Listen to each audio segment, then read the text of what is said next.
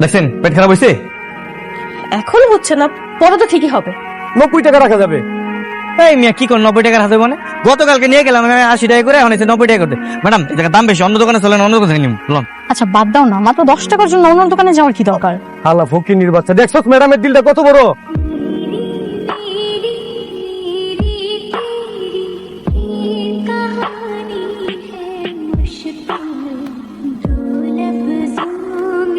Arrest him.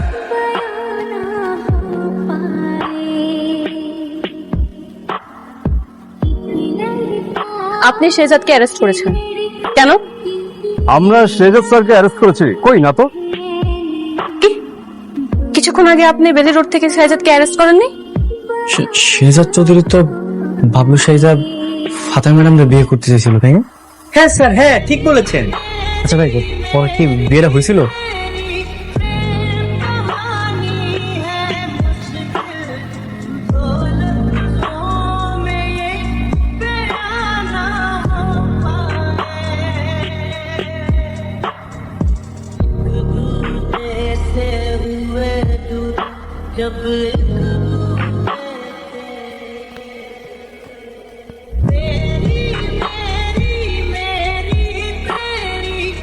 শোনো ফাতেমা, আমি সত্যি তোমাকে অনেক ভালোবাসি।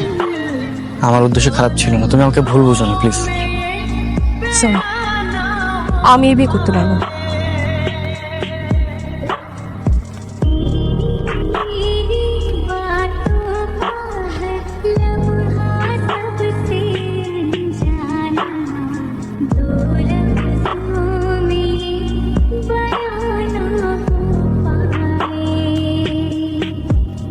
বাবা বাবা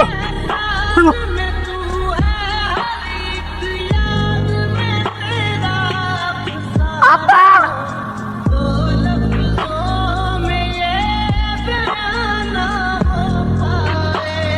আব্বা বাবা আব্বা আব্বা আব্বা তোমার কিছু হবে না, আব্বা তোমার কিছু হবে না।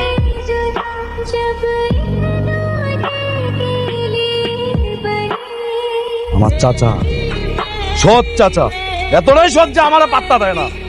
গ্রামের জমি জমা চাইছিলাম, দিলা না। তোমার মাইয়ারে বিয়ে করতে চাইছি, ওইটাও দিলা না। তুমি আরেক বেটার লগে বিয়ে দাও, দিলাম খায়া।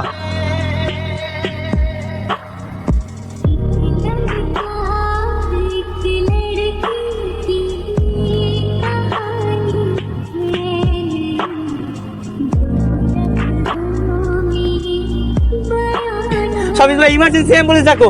ঢাকার সবচেয়ে ভালো হসপিটালে ওনাকে অ্যাডমিট করাতে হবে right now. Okay sir. Hello ambulance service, আপনাকে লাইভ লোকেশন পাঠিয়ে দিচ্ছি, কুইক অ্যাম্বুলেন্স পাঠান।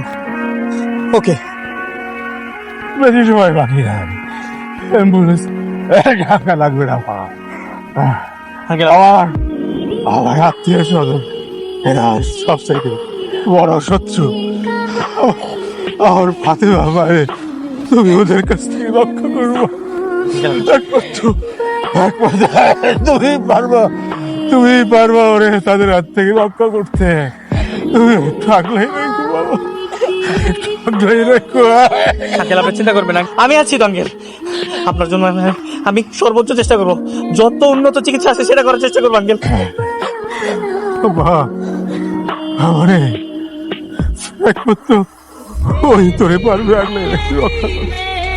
তুই আর না করিস না, তুই আমার কথা দে, তুই বিয়ে করবি। কথা দে আমারে, আমারে কথা দে। আই কথা দিতে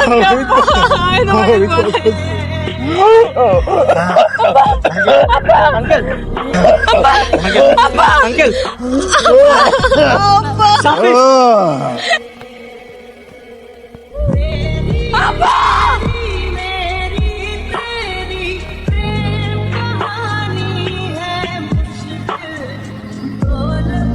এরপর ফাতেমা ম্যাডামের সাথে আপনার বিয়ে হয়।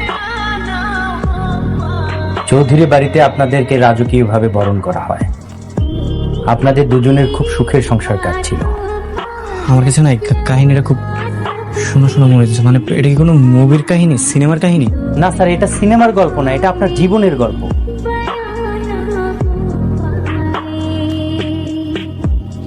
বিয়ের পরে তারা হানিমুনে দুবাই গিয়েছিল। জি স্যার। দাউদ খানের সাথে সেখানে শেজাদের ঝামেলা হয়েছিল। জি স্যার, হয়েছিল তো। Locker number 92। Locker number 92। Sir, আপনার 92 নাম্বার লকারের কথা মনে আছে? এই, স্যারের তো স্মৃতিশক্তি ফিরে এসেছে, স্যার তো সুস্থ হয়ে গেছেন। না কিন্তু আমি এগুলো কিভাবে জানি? আমার তো কিছুই মানে মনে পড়ছে না। আর এই লকারের মধ্যে বা কি আছে? আপনি জানেন না কি আছে লকারের মধ্যে? না, আমার না একদম একদম মনে পড়ছে না। আপনার বাবা, বাবার বন্ধু আর দাউদ খানের তিলে তিলে গড়া সাম্রাজ্যের আসল চাবি তো ওইখানে। মানে পৃথিবীর বিরল প্রজাতির হীরা, যার মার্কেট ভ্যালু কয়েক মিলিয়ন ডলার। আপনার বাবা এবং দাউদ খান সেটা সংগ্রহ করেছিলেন। সেটা 12 বছর জমা ছিল আমেরিকার একটা প্রবাস। সেই ভোল্টের একটাই চাবি, সেই চাবি ছাড়া ওই ভোল্ট খোলা কোনোভাবেই সম্ভব না। কেন? আরে ওই চাবিটা কোথায়? সেই চাবি ছিল আপনার বাবার কাছে, আপনার বাবা দিয়েছিল আপনার কাছে। আপনি নিজেই আমাকে লকার নাম্বার 92 কথা বলেছেন, শুধু আমাকে না, অনেককেই। কিন্তু সেই লকারটা যে এখন কোথায় আছে, কোন দেশে আছে, কিভাবে আছে, কোথায় আছে? কোন দেশে? সেটা তো আপনি ছাড়া আর কেউ জানে না স্যার। আমার তো কিছুই মনে পড়তেছে না। আর মনে পড়বে বা কিভাবে ভাই? আমি তো আর শেজাত না